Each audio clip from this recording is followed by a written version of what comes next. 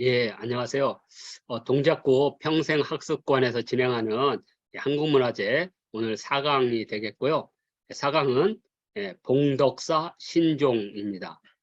다른 말로는 성덕대왕 신종이라고도 부르고요. 그 다음에 속칭, 그 종소리가 에미나이 이렇게 들린다 그래서 에밀레종이라고 부릅니다. 그러니까 정식 이름은 봉덕사 신종입니다. 자, 현재 봉덕사 신종은 국립경주박물관에 있죠. 그래서 그것이 어떤 연유로 해서 이제 국립경주박물관까지 가게 됐고, 또 봉덕사 신종은 왜 주조하게 됐는지를 설명해 드리겠습니다. 자, 현재 이 봉덕사 신종은 경주박물관 외곽에 그 뜰에 이렇게 그 종각을 세우고 그 안에다가 이렇게 모셔져 있고요. 이 봉덕사 신종은 성덕대왕을 위해서 주조한 겁니다. 그래서 현재 성덕대왕은 경주 남산 쪽에 있습니다. 그러니까 첨성대에서 좀 많이 떨어져 있죠. 첨성대에서. 그러니까 현재 여기 첨성대가 있는 요 지역, 여기가 바로 이제 국립경주박물관에 있으니까 여기서 조금 많이 떨어진 이곳이 바로 이제 이 종의 주인인 성덕대왕. 성덕대왕은 불국토를 완성한 왕으로 알려져 있고요. 바로 이 성덕대왕의 큰아들과 둘째, 셋째가 이제 왕이 됐고, 첫째와 둘째는 전부 스님이 되셨습니다. 그래서 중국으로 건너가게 돼요. 그래서 그 이야기는 좀 이따 다시 제가 말씀을 드리겠습니다. 성덕대왕의 큰 사람은 교각스님이고 둘째 아들은 무상이라고 부릅니다. 한국 불교와 깊은 관련을 맺고 있기 때문에 아시는 것도 괜찮습니다. 자, 태종 무열왕을 위해서 세운 절이 봉덕사입니다. 그러니까 태종 무열왕은 삼국통일의 그 주역이기 때문에 무지 중요하죠. 그래서 태종 무열왕의 원찰로 봉덕사를 세우게 되고 거기에 성덕대왕을 위해서 신종을 만들게 됩니다.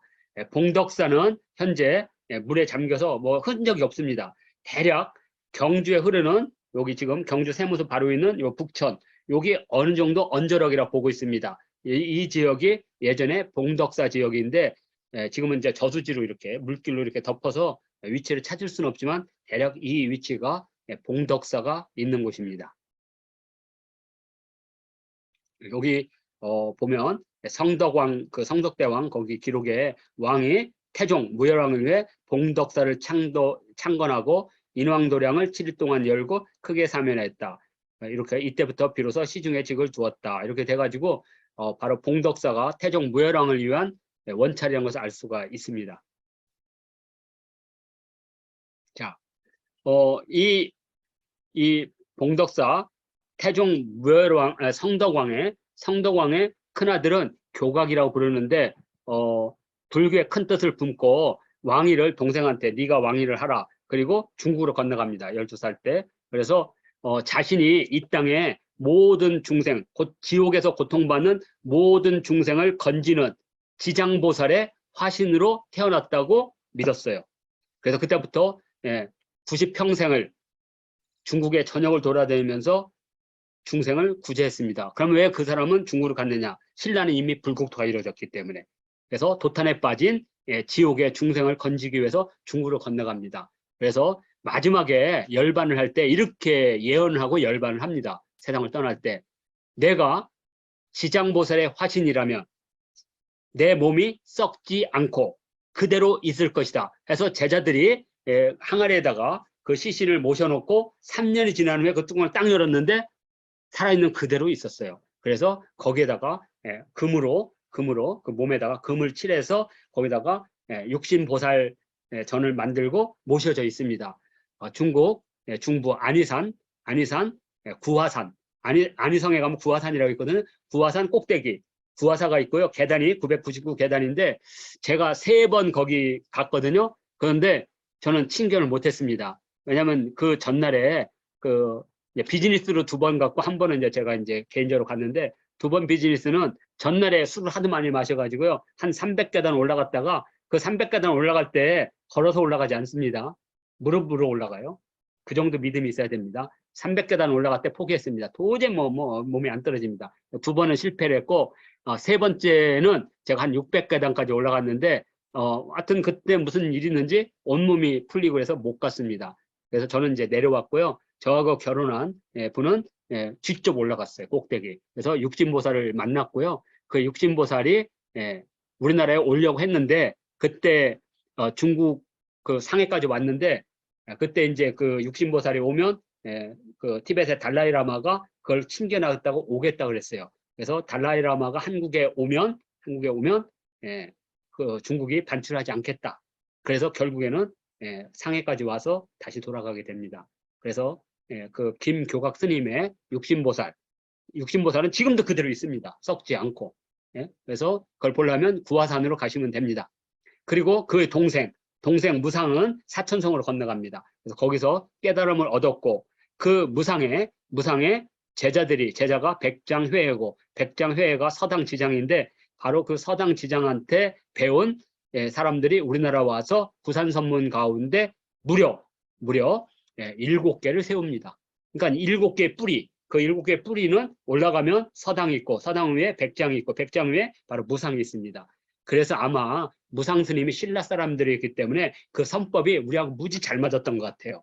그래서 우리나라 구산 선문, 그죠? 우리가 선종이라고 하는 보령의 성주 산문이라든지, 저는 이제 국내에 있는 모든 불교 사찰, 이른바 그 성스러운 사찰은 전부 다 갔어요. 딱 하나. 그게 뭐냐면 해주에 있는 수미산. 해주에 있는 수미산만 아직 못 갔었어요. 지금 북한 땅이니까. 그걸 제외하고는 우리가 흔히 말하는 성지순례는 다 했어요. 근데 그 구산선문 가운데 바로 7개 산문이 전부 무상으로부터 이어집니다. 그만큼 우리 성덕대왕의 역사성 무지 중요한 겁니다. 그분의 첫 번째, 두 번째 아들이 다 중국에 건너가서, 한 분은 지장보살의 화신으로 지금도 몸이 썩지 않고 구화사에 지금 모셔져 있고, 무상스님은 중국 선종의 무지 중요한 뿌리입니다. 백장회라는 사람은 이런 말을 하신 분이에요. 하루 일하지 않으면 밥을 먹지 마라. 일일부작이면 일일불식이다. 그래서 오늘날 우리 조계종이라고 하는 그 뿌리에 모든 법도를 만드신 분이에요. 그 정도로 불교사에 깊은 관련을 맺고 있는데, 바로 성덕대왕과 다 인연이 있는 분들입니다. 그러니까 이 성덕대왕 때 신라가 가장 번영을 했죠. 그러면서 그때 신라인들은 이렇게 생각을 했어요. 부처님의 법을 전하는 것은 탑을 세우고 절을 세우고 불상을 세워가지고는 사람들이 와야 되잖아요. 그 불상으로 와야 되고 탑으로 와야 되죠. 근데 일반 백성들이 탑으로 오지 않고 불상을 보지 않고도 매일 하루에 3번씩 부처님의 말씀을 듣는 방법이 뭘까를 고민한 거예요. 그게 바로 한국종의 탄생입니다. 기존의 종들은 단순하게 뭘 알리기 위한 종이었어요. 시간이나 이거 법회를 알리는. 그러나 이제 한국종이 딱 되는 순간 중국종과 일본종에는 존재하지 않는. 왜냐하면 이제 여기 일본종의 연화문은 우리나라 사람들이 가서 만들어준 거기 때문에 있는 거지만, 그래서 우리나라와 비슷하지만 거기에는 없는 바로 우리 한국종, 신라종의 특성이 있습니다. 그건 뭐냐? 바로 부처님의 법음을 전파하는. 그러니까 이 종소리는 부처님의 설법을 말합니다. 그래서 이 종을 봉덕사에서 종을 뻥 이렇게 치죠. 33번. 그러면 부처님의 말씀을 듣는 겁니다. 지금 법음을.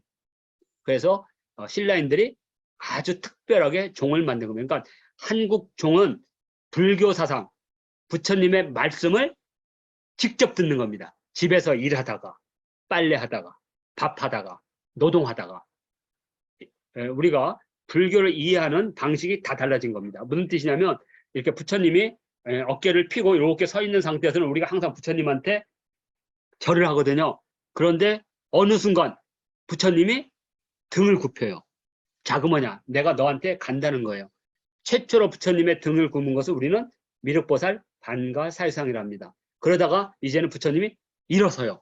그리고 손을 뻗고 다리를 뻗습니다. 그건 뭐냐면 이제 내가 너희들에게 가겠다는 거예요.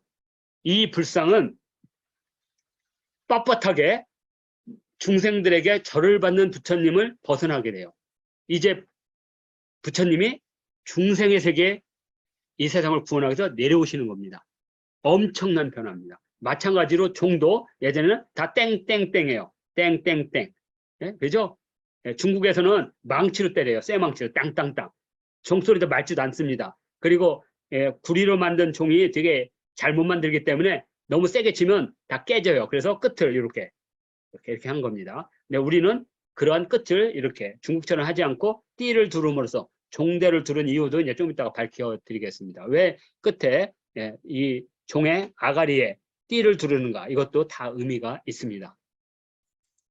자, 그래서 이제 예, 오대산의 상원사 동종, 예, 봉덕사 신종, 그다음에 남원 실상사, 이거 다 신라 때 만들어진 겁니다. 뭐 시기도 비슷비슷해요. 그런데 남원 실상사는 불에 타서 녹아가지고 지금 여기 몸체만 있고요. 예, 다행히 오대산 상원사에 있는 동종과 봉덕사 신종은 예, 원형이 남아있는 겁니다. 그 다음에 이제 임진왜란 때 우리 신라종을 훔쳐갔죠, 일본 애들이. 그때 남아있는 게 일본 운수사 신라 동종, 그리고 광명사의 신라 동종, 그 다음에 연지사의 신라 동종. 그래서 대략 완형으로는 한 8개 정도가 있습니다. 그리고 이렇게 깨진 부분은 한 3개, 그래서 한 10개 정도밖에 없습니다. 그 정도로 신라의 동종은 무지 귀했습니다. 그 이유는 이제 조선시대 때 불교에 대한 믿음이 없잖아요. 근데 구리는 필요하죠. 그러니까 종 갖다가 다 녹인 겁니다. 예. 그러다 보니까 안타깝게 신라종이 많이 남아있지 않습니다. 그래서 신라종은 그냥 단순한 종소리가 아니라 그 종소리가 부처님의 설법, 법음이다. 완전히 창신한 겁니다. 법고를 창신한 거예요. 대단한 발상이죠. 자, 현재 봉덕사 동종은 국보 29호고 대략 771년에 만들어진 걸 보고, 상원사 동종은 요거보다 약간 앞에 있는 한 725년, 한 50년 정도 이렇게 있고, 이거보다 더 빠른 것은 황룡사 대종. 그것은 이제 몽골의 침입으로 불에 타서 녹아서 안타깝게 우리는 볼 수는 없지만, 이제 황룡사 대종과 봉덕사, 그러니까 에밀레종, 그리고 상원사 동종이 신라 3대종. 그리고 이제 고려시대 때 이 신라종의 전통성을 계승한 게 천흥사 동종. 현재 국립중앙박물관에 가면 볼 수가 있습니다. 신라종을 완벽하게 계승을 했죠. 저는 이제 중국에 절을 많이 다녔거든요. 중국에는 수많은 절도 있고 종이 있죠. 그 수많은 수백 개의 종을 다 합해도 봉덕사 신종 하나의 가치를 미학을 따르지 못합니다. 왜? 중국은 종 자체가 특별한 미학이 아니라 그냥 신호를 하는 그냥 종이에요. 땡땡땡. 학교종이 땡땡땡. 그러나 신라종은 부처님의 말씀을 담은 겁니다. 그러니까 전혀 종의 가치가 다른 거죠. 그러니까 종의 이용이 달라진 겁니다. 자, 에밀레 종을 한번 보겠습니다. 에밀레 종은 여기 이제 771년에 여기 봉덕사에 모셨는데 그 사이에 스물이 됐어요. 스물. 예? 그래서 소실이 됐습니다. 이 봉덕사는 소실이 됐어요. 그리고 나서 이제 그 봉덕사에 있던 이 종은 그대로 있으니까, 그래서 어디로 옮기냐면 그 비슷한 옆에 있는 절 영묘사로 옮깁니다. 1460년에 영묘사로. 그러니까 700년 동안 빈터에 남아있는 거예요. 빈터에 있었던 거죠. 빈터에 있다가 영묘사로 옮깁니다. 그러다가 그 경주 거기에 봉황대를 설치하고 거기에다가 이 봉덕사 신종만 따로 모시는 영묘사에서 이제 봉황대로 옮기게 됩니다. 그러다가 이제 1915년에 그 경주 사람들이 경주 고적 보존회를 만들어서 지금 옛 박물관 자리 거기다가 이렇게 옮긴 겁니다. 연차, 영차. 그리고 나서 다시 60년이 지난 1975년 국립경주박물관에 위치가 옮긴 겁니다. 그러니까 지금 봉덕사에서 영묘사에서 봉황대에서 옛 박물관 자리에서 현 박물관 자리로 이렇게 이동을 했다 정도로만 이렇게 이해하시면 되고요. 이 에밀레종은 이 성덕대왕의 공덕을 기리기 위해서 아들인 경덕왕 그리고 손자인 해공왕 때 완성이 됩니다. 이 해공왕은 태종무열왕의 혈통이 끝나게 됩니다. 해공왕이 마지막 태종무열왕의 혈통이에요. 그래서 진흥왕 이전, 법흥왕 이전에는 다 내무왕이죠. 신라 김씨의 왕통이 이어진 게 내무왕이거든. 그러니까 내무왕 후손들이 많겠죠. 내무왕 후손들이 우리가 잘 아는 뭐 저기 거칠부라든지 이사부라든지 비담이라든지 이 사람들이 다 내무왕의 후손들이에요. 그러니까 다 왕이 될 자격이 있는 사람이에요. 그 왕이 될 자격이 있는 사람 가운데 이제 김춘추가 태종무열왕으로 왕통을 잇고 나머지 무열왕계는 왕통을 못 이은 거죠. 왜냐하면 태종무열왕의 후손은 진흥왕의 후손들은 진골성통이니까. 그런데 진골성통이 해공왕 때로 딱 끝납니다. 그 순간에 뭐냐? 이제 진흥왕의 후손이 끊어졌잖아요. 그러니까 이제 내무왕, 그러니까 내무왕부터 쭉 가서 이제 바로 지증왕, 법흥왕이니까 내무왕 수많은 후손들 있죠. 그 후손들이 이때부터 왕권을 다투기 시작합니다. 그래서 무려 27명의 왕이 바뀔 때, 100년 사이에 771년부터 신라 말까지 엄청난 격변기입니다. 그 격변기는 바로 진골성통의 맥이 끊어졌기 때문에 그렇다. 이렇게 보시면 됩니다. 바로 해공왕 때 김씨들이 반란을 일으켜가지고 그때부터 힘센 애들이 서로 왕이 되는 막 그런 시대가 됩니다. 그래서 현재 에밀레종은 약 18톤에서 19톤 정도. 지금은 넘버 2거든요. 평화의 댐, 강원도 화천에 있는 평화의 댐에 설치한 평화의 종이 가장 크고 무게가 높죠. 인공적으로 만든 거니까 그 전까지는 이 에밀레종이 가장 컸습니다. 자, 그리고 인신공양은 사실은 아닙니다. 진실이 아닙니다. 어디서 왔는지는 모르지만 그런 기록은 없습니다. 후대에 그냥 만들어진 거예요. 봉덕사에서 성덕대왕 신종을 만들어서 실패를 거듭했다. 그래서 일전이라는 이름의 종을 만드는 장인이 주위에 엄청난 비난을 받았고 고심에 빠졌다. 그래서 과부의 몸으로 그 집에 얹혀 살던 여동생이 있었는데 그녀가 오빠의 실패를 자신의 실덕으로 여겨서 곤히 그때 자신의 아이를 바쳐서 종의 제도를 완성이라 결심하고 일정의 일을 날린다. 그래서 아이가 있다. 이게 뭐냐면 경주의 고적 전설에 나와 있는 이걸로 이제 드디어 에밀레종이라는 전설이 만들어진 겁니다. 그러나 기록상으로는 어떤 것도 없습니다. 그런 게. 자, 그래서 이 동종을 만드는데 무슨 아이를 놓으면 뭐 소리가 맑고 그렇지 않습니다. 이 동종은 이 수치라든지 이게 무지 중요합니다. 이 선이라든지. 그래서 계속 실패한 거예요. 소리가 안 나니까. 현재 에밀레종은 종을 쳐서 마지막 여운까지 해서 12분 동안 울립니다. 세계 종 역사상 3분에서 5분 넘는 게 없습니다. 중국의 종은 땅 치면 1분이면 끝나요. 소리가. 그렇지만 우리 종은 최장 12분. 현재 경주 박물관에 하면 8분짜리 종소리를 녹음한 것을 팔고 있습니다. 그러니까 어마어마한 종입니다. 12분까지, 최고 12분까지 간다는 게. 자, 그리고 이제 문화재청 홈페이지는 지금 얘기한 이야기들이 그대로 있는 겁니다. 종은 어떤 모양으로 되어 있고, 이건 참고로 그냥 하시고요. 자, 이제 오늘 중요한 게 이제 한국종의 특징입니다. 중국의 종은 때리는 게 목적이라 그랬죠. 땡땡땡 신호를 알리는 거. 근데 한국종은 부처님의 말씀을 상징하기 때문에 가장 아름다운 소리가 나야 됩니다. 깨진 소리가 나지 않고. 그래서 한국종에는 5가지 특징이 있습니다.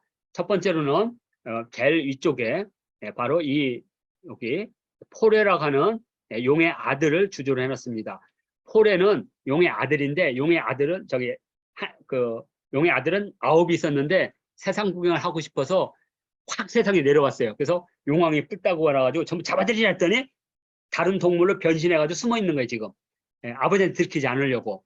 그래서 용의 아들은 9이고 궁궐에 제일 많이 있어요. 그 중에 하나가 뭐냐면 소리를 좋아해서 종의 상단부에 이렇게 숨어 있는 겁니다. 이걸 포레라고 해요. 근데 이 포레는 뭘 가장 두려워하냐면 고래를 두려워합니다. 왜냐하면 용으로 변신해서 바다에 숨어 있는데 고래한테 먹히면 안 되니까. 그래서 이 종을 치는 이 타구, 이것이 바로 뭐라고 하냐면 고래경자를 씁니다. 예, 그래서 이 경봉 있죠? 경봉. 이 경봉으로 때리는 겁니다. 고래 모양으로 만든. 그래서 이걸로 딱 때리면 소리를 잘 내라고. 그래서 이게 이제 음통인데 바로 옆에 대나무로 돼서 여기에 구멍이 뚫려 있습니다. 이것은 만파식적이라고 알려져 있죠. 만파식적. 신라의 삼보 중에 하나였던 거죠. 그래서 이 음통은 어떤 기능을 하냐? 좀 이따 이제 과학에서 나올 겁니다. 그다음에 또 하나는 이 용류는 여기 9개가 있거든요. 요 9개. 9개에서 4개가 있으면 36개가 있죠. 그래서 요건 이제 불교에서 9년 면벽 또는 9년 그 수련을 하는, 그래야지 이제 비구계를 받거든요. 그러니까 이제 내가 이제 스님이 된다고 하면 스님이 되는 이제 과정은 삼위계라 그래요. 삼위계에서 비구계를 받으려면 9년이 걸려요. 그래서 9년은 뭐 하냐면 3년은 이제 울력을 합니다. 나무도 하고 막 밥도 하고. 그리고 이제 3년은 경정 공부를 합니다. 개정의 공부를 해요. 그리고 이제 3년은 이제 밖으로 나가서 이제 걸식을 합니다. 걸식을. 그래서 9년이 되면 이제 여기다 9개 이렇게 구멍을 뚫어서 이제 비구계를 주게 됩니다. 그걸 상징하는 거죠. 이 구라는 상징은 불교에서 워낙 많으니까 그 중에 하나 상징이라고 생각하시면 됩니다. 불교에. 그래서 요 9개는 요것도 다 의미가 있습니다. 용류가 있고 또 하나가 이제 비천이 있습니다. 비천은 8부중상 중에 하나인데 원래 그 힌두교의 신명들이었는데 배신 때리고 부처님한테 다 굴복을 하게 돼요. 그래서 이 사람들은 부처님 옆에서 부처님의 힘을 도와주면서 부처님을 위해서 노래도 하고 춤도 추고, 그 하나가 바로 뭐냐면 건달바라고 불렀습니다. 건달바. 우리가 이제 흔히 이제 술 마시고 맨날 빈둥빈둥 놀면 건달이라고 했죠. 그게 바로 부처님의 수호 중상인 8부중상 8번. 탑에 보면 탑에 제일 아래쪽에 2명씩, 그래서 총 8개가 있을 겁니다. 그게 다 8부중상이거든요. 국립중앙박물관 중앙통로의 왼쪽에 보면 그 사천왕사에서 나온 8부중상들이 이렇게 전시가 돼 있을 겁니다. 그래서 이 건달바를 우리 한자식으로 할 때 비천이라고 부릅니다. 여기에 비천이 있고요. 그 다음에 여기 타격점이라고 합니다. 연꽃으로 만든 요거. 그래서 여기를 땅 치면 바로 이 연꽃의 위에 부처님이 있는 거거든요. 그러니까 연꽃을 치면 그 소리가 부처님이라고 하는 겁니다. 부처님. 그래서 이걸 당좌라고 하고요. 그리고 제가 실수를 했네요. 요게 저기 9개가 종류고, 여기 이렇게 음통과 요게 용으로 된 요게 이제 용류. 이렇게 고리. 용으로 된 고리. 이게 특징. 왜냐하면 중국에는 그냥 일반 고리니까 우리는 이렇게 용으로 이렇게 고리를 만들었죠. 그래서 용류. 자, 그리고 비천상, 그다음에 종류와 당좌, 그리고 마지막에 아가리 종의 입구에 있는 띠, 종대라고 하거든요. 요게 한국종의 특징입니다. 중국종은 이렇게 생겼다 그랬죠. 이렇게.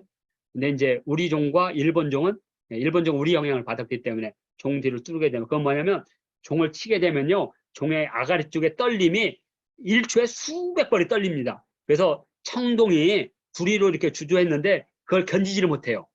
다 주둥이가 다 터져버립니다. 이걸 막는 방법은 중국은 삐죽하게 한 거고, 그 충격파를 완화하기 위해서 우리는 종대를 두른 겁니다. 그러니까 종대를 두르니까 종의 미학이 확 달라져 버립니다. 무슨 뜻이냐면, 자, 여기 한번 보겠습니다. 자, 여기 중국종, 중국종. 중국종은 요 끝에가 다 이렇게 뾰족뾰족하죠. 이것은 이제 종의 그 충격파를 이렇게 완화시키는 역할을 하죠.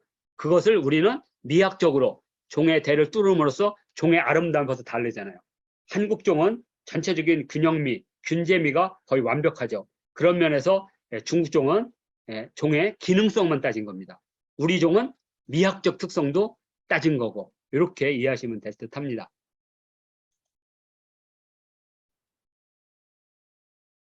자, 이제 에밀레종을 하나씩 살펴보겠습니다. 이 에밀레종은 법고 창신했다고 그랬죠. 기존에 전혀 다른, 그래서 부처님의 말씀을 전파하는 것. 그래서 이 부처님의 불국토의 법을 전파하기 위해서 만파식적이라고 하는 만파식적이라고 하는 그 신이한 그 피리를 불어옵니다. 그래서 이 피리를 부르면 동해 바다가 잔잔해지고 외적이 물리시죠. 그래서 이 만파식적을 음통으로 보고 있습니다.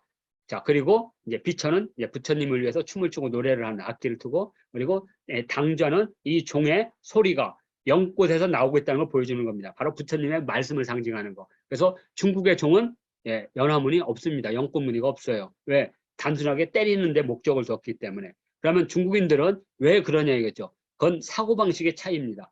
신라인들은 자기들 스스로가 삼국을 통일하고 이 땅을 불국토라고 생각한 거예요. 그리고 경주 자체가 부처님의 말씀이 전부 전파되는 곳으로 만들고 싶어 했던 거예요. 그래서 불국사를 세우고 봉덕사 신종을 만듦으로써 종소리를 똑같이. 근데 이러한 관념이 조선시대 그대로 나타납니다. 그게 뭐냐? 바로 보신각이에요. 이것은 유교의 인의 예지와 믿음, 신, 불교의 가장 중요한 5개의 가치가 이루어진 도덕국가라는 것을 알리기 위해서 보신각, 종각을 세운 겁니다. 그러니까 종각의 종소리가 울리면 여기가 도덕국가라는 것을 알리듯이 신라 경주의 봉덕사 신종의 종소리가 울리면, 종소리가 울리면 그거 있잖아요. 아하 신라의 밤이 하면서 종소리, 불국사의 종소리 하면 그 종소리가 울리는 순간 경주는 불국토가 되는 겁니다. 이것을 우리는 법고창신이라고 합니다. 단순한 종에서 부처님의 법음으로 바꾼 위대한 변화죠. 그 다음에 두 번째로는 형템입니다. 중국 종과 비교해서 너무나 아름답습니다. 왜냐하면 일본 종의 곡선도 밋밋한 곡선이고 중국은 곡선 자체가 거의 없어요. 그죠? 우리 종은 아주 환한 곡선을 가지고 있습니다. 거의 항아리 곡선이라고 해요. 우리가 신석시대부터 우리나라의 그릇이나 이런 것들이 다 이런 그릇, 초가집이나 기와집들이 다 우리는 이렇게 완만한 형의 곡선미를 선호합니다. 이게 한국적 미학의 특성인데 바로 그것을 우리는 현선이라고 그래요. 활줄, 활대가 바로 요 선이라는 거죠. 그래서 이걸 현선이라고 부릅니다. 그리고 이 종대는 8개로 되어 있거든요. 바로 부처님을 상징하는 파리 부처를 불교를 상징하거든요. 그래서 부처님의 연화대는 항상 팔각으로 되어 있습니다. 팔각으로. 자, 그래서 이것도 띠도 8개로 구선이라고도 부르고 아가리의 띠라고 부르는 거. 자, 그래서 위와 아래 2개로, 위와 아래, 위쪽과 아래쪽 2개로 해가지고 이렇게 둘렀죠. 그러다 보니까 종이 그 자체로 아름답습니다. 이 띠의 곡선미와 종선의 그러니까 현선의 곡선미 자체가 가장 한국적인 전통미를 보여주고 있다. 그래서 이것을 우리는 전통적 곡선미다. 그러니까 에밀레 중에 첫 번째가 법고창신, 종소리를 부처님의 말씀으로 바꾼 것. 자, 그리고 두 번째로는 전통적 곡선미를 가장 잘 보여준다. 왜냐하면 우리가 이제 도자기는 단순하게 우리가 그릇으로 쓰이지만 이것은 부처님의 말씀을 담기 때문에 엄청나게 어려운 거예요. 왜냐하면 도자기는 시각적인 거기 때문에 소리와는 관계가 없습니다. 시각적으로 잘 만들어요. 그런데 종은 시각적으로도 잘 만들어야 되지만 음성학적으로도 소리가 이렇게 잘 만들었는데 딱 쳤는데 띠딕 해보세요. 부처님의 말씀이 안 들려오죠. 그래서 이 전통적 곡선미는 소리를 가장 청아하고 맑게 나게 하는 곡선이 됩니다. 이따가 다시 한번 살펴보기로 하고요. 그 다음에 여기 그걸 반전이라고 하는데 뭐냐면 어떠한 사물이 이렇게 고정되게, 건축이나 이것은 사물이 딱 고정되잖아요. 근데 이 고정된 건물의 역동성, 살아있는 동안에 역동성을 주는 방법은 변화를 주는 거예요. 아마 제가 예전에 고구려 무용총 할 때 이렇게 가수들이 이렇게 서 있다가 한 명의 가수만 이렇게 고개를 돌리고 있거든요. 그러면 이것이 반전이라고 그래요. 카오스적 기법, 기존의 질서 또는 말을 타고 가는데 몸을 비틀어서 활을 쏘는 방식, 이런 것들을 다 카오스, 반전이라고 합니다. 여기서는 바로 용의 몸통 반전이 있고요. 또 하나는 현재 여기 끝에 여기 어깨 견제 견대, 이거 상대라고 하고요. 밑에 부연대 하대라고 하는데 이 자체가 이렇게 끝이 끝이 이렇게 해가지고 이렇게 반전을 뒀습니다. 이런 반전을 둔 것 중에 하나가 고려 청자 참외 모양병의 바로 주둥이 연꽃무늬도 그러한 반전이 있습니다. 그리고 또 하나는 정림사지 5층 석탑의 덮개 그 지붕 있죠? 지붕 위로 딱 올라. 그래서 우리가 기와지붕에서 추녀마루 끝을 탁 올라간 거 있죠? 그래서 그걸 반전이라고 부릅니다. 이게 딱 들어온 순간 건물이 살아 보이거든요. 왜냐면 건물이 딱 이렇게 딱 지잖아요. 그러면 건물이 확 눌러 앉은 듯한 느낌을 가져. 근데 반전을 주면 하늘로 치솟는 착시를 불러일으킵니다. 그래서 기와집이 아름답게 보이는 거. 이게 다 반전입니다. 그래서 이 종을 살아있는 역동성을 준 것을 반전이라고 합니다. 자, 에밀레 종의 미학이고요. 또 하나는 또 하나는 이 8개의 원형문과 8번 파도의 팔릉이라 쐐기 무늬 8무늬 이것은 바로 이 종 자체가 부처님의 세계를 상징하게 됩니다. 그리고 종을 땅 칠 때 연꽃에다 치기 때문에 부처님의 말씀 그러니까 부처님의 세계에서 부처님의 말씀이 나오는 것 이렇게 이해하시면 됩니다. 보상 당초문입니다. 보상문 당초문 보상문 당초문을 이렇게 한 거 이것도 에밀레 종의 미학 가운데 또 하나입니다. 정말 가까이서 보면요 아름답습니다. 자, 그리고 이제 오늘 하게 되는 게 바로 에밀레 종의 과학입니다. 왜냐하면 종이라고 하는 것은 소리를 만드는 건데 어떻게 하면 소리를 잘 만들까? 그러면 종의 소리를 가장 맑고 오래가고 크고 이걸 구현해야 돼요. 그래서 이런 5개. 그래서 여기 음통이라고 있거든요. 음통은 어떤 거냐면 우리 종을 딱 치면 그 속에서 음파가 계속 회전을 하게 됩니다. 그러면서 그 회전이 그 종의 이 외벽에 있는 떨림을 해서 예를 들어서 소리가 이거죠. 땅 하는데 요거 하면 끝나요. 그런데 우리는 종을 딱 치면 요 띠의 반동으로 땅 치면 어떻게 되냐. 땅 이렇게 해요. 이것을 맥놀이 현상이라고 해요. 피리의 떨림처럼 아주 대단한 방식이에요. 제가 중국에서 종을 많이 쳐봤거든요. 이렇게 외부 손님이 오면 또 이렇게 공양하라고 이렇게 종도 쳐줘요. 그래서 종을 치면 중국 종 어떤지 아세요? 그냥 땅땅땅땅해요. 학교 종이 땡땡땡해요. 그러니까 우리 종은 어떻게 하냐? 학교 종이 땡땡땡 이렇게 생각하시면 됩니다. 이 음통이 그런 역할을 왜? 소리가 깨지고 이런 것들을 다 여기 찌꺼기를 밖으로 내보내고 맑은 소리만 나오기 때문에 땡 이렇게 해요. 그래서 이 소리가 어느 정도 될 때 또 한번 땅 치죠. 땡, 땡 하면서. 그래서 소리가 아름다운 겁니다. 계속해서 파도처럼 소리가 밀려오기 때문에. 그 다음에 소리가 이제 종에서 이제 바깥으로 이렇게 나올 거 아니에요. 이렇게 되니까 밑으로 탁 내려오면 양을 타고 딱 내려서 가운데로 치솟을 때 밑에가 그냥 바닥이면 소리가 탁 부딪혀서 다 깨져요.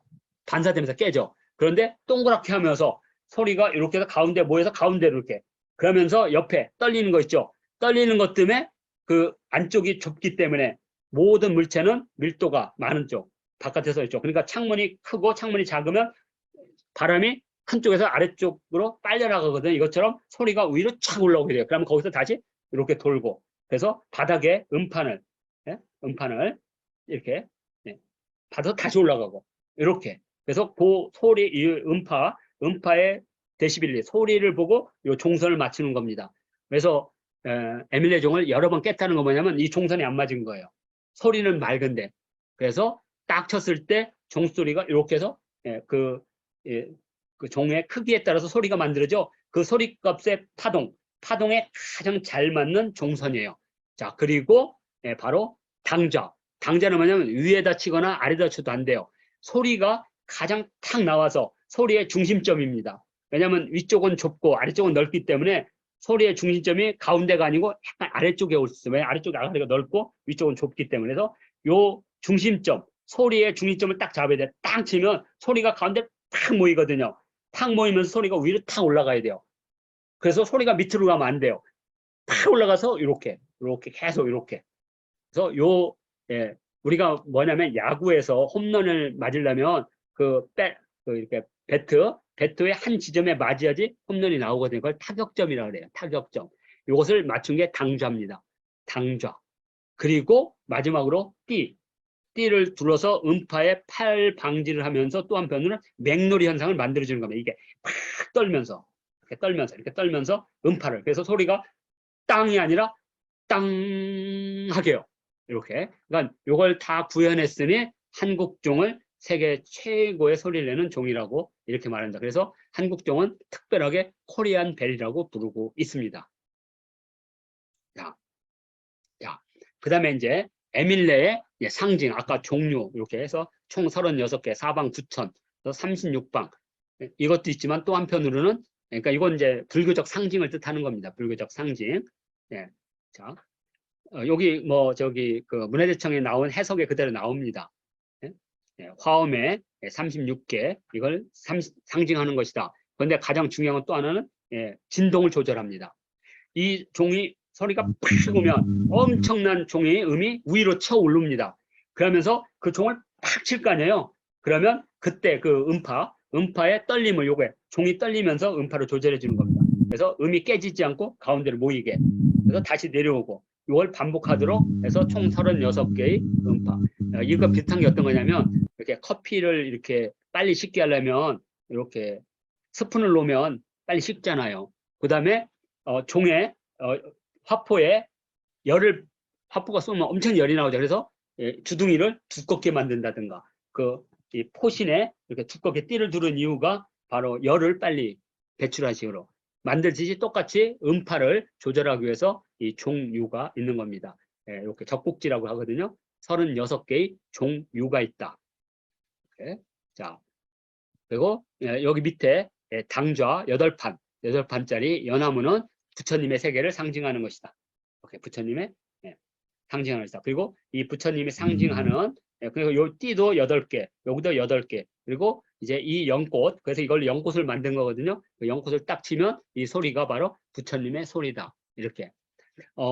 부처님은 36가지 36종 72호를 갖고 있는 36가지 특징을 가지고 계세요. 그 중에 하나가 평발입니다. 그러니까 평발은 걸을 수가 없잖아요. 그러니까 부처님이 깨달음을 얻었고 딱 일어났을 때 바로 발이 공중에 떴다는 거죠. 그리고 그 밑에 연꽃이 이렇게 받치고 갈 때마다 받치고 이래서 바로 이 연화문은 부처님의 상징이에요. 그래서 부처님이 깨달음을 얻었다는 걸 상징하는 겁니다. 이렇게 보시면 되고, 자, 또 하나. 바로 이제 또 비천입니다. 이 비천은 힌두 시인이었는데 부처님한테 굴복하고 부처님한테 귀의를 해요. 그래서 탑 같은 데 보면 아래쪽에 팔부중상이 있을 겁니다. 근데 이제 특별히 그 중에 소리와 관계된 게 건달바죠. 그래서 건달바를 여기다가 이렇게 모셔서 건달바를 모셔서 바로 부처님한테 춤과 노래를 이렇게 전달하고 있습니다. 그래서 이 비천을 통해서 이 세계가 부처님의 세계라는 걸 또 보여주는 겁니다.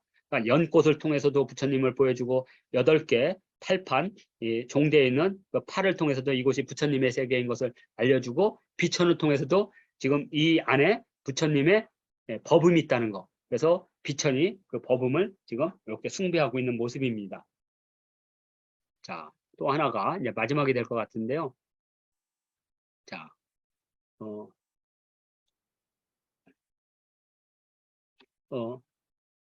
이 봉덕사 신종을 주조한 이유는 거기 봉덕사 신종 거기 주조에 이렇게 써 있습니다. 무릇 지극한도는 뭐 형상의 밖을 둘러싸고 있어도 보아서 그 근원을 볼 수가 없고 아주 큰 소리는 천지사에 진동하고 있어서 들어서는 그 울림은 들을 수 없다. 이런 이유로 가설을 세워 세 가지 진실의 오묘함을 보듯이 신종을 매달아 놓아 일승의 원음을 깨닫고자 하느니라. 그러니까 이 신종을 들어서 한 번에 일승법계라고 하는데 화엄종에서 한 번에 확 깨다 넣는 거. 그래서 부처님의 소리를 원음이라고도 합니다. 원음. 그래서 그 원음을 가지고 만든 종교가 원불교가 되겠죠. 이 원음에서. 그래서 아마 원불교의 방송국 이름이 원음일 겁니다. 원음. 바로 이 에밀레종 화엄종에서 그것을 받아온 거죠. 그래서 여기 이렇게 봉덕사가 딱 있으면 봉덕사에서 종을 딱 치게 되죠. 그렇게 되면 바로 신라 전체가 부처님의 땅이 되는 거죠. 그래서 이 경주 불국사의 종소리와 봉덕사 신종 두 개가 신라의 불국토를 상징하는, 그러니까 경주 불국사는 건축으로서의 불국토를 상징한다면 봉덕사 신종은 소리로 이것이 불국토임을 증거해주는 그겁니다. 그리고 이 종의 가치는 단순하게 이렇게 종이 있다는 게 아니라, 예를 들어서 우리가 뭐 미국에 가면, 필라델피아에 가면 자유의 종이 있잖아요. 독립선언을 하고 그걸 쳤으니까 그 종 뭐 볼품 없습니다. 요만하죠. 그렇지만 그것이 세계사와 미국의 독립 역사에 너무나 귀중한 종소리이듯이 당대 부처님의 세계를 구현한 종은 이 봉덕사 신종이 가장 뛰어난 종이기 때문에 이 하나로도 불교 역사 또는 불교 세계 종교사상 가장 위대한 보물이 될 수가 있습니다. 예를 들어서 예수님이 십자가의 못을 박혀 저기 돌아가셨는데 그 십자가가 있다고 쳐보세요. 그건 기독교 종교 상징 가운데 가장 위대한 상징이 되겠죠.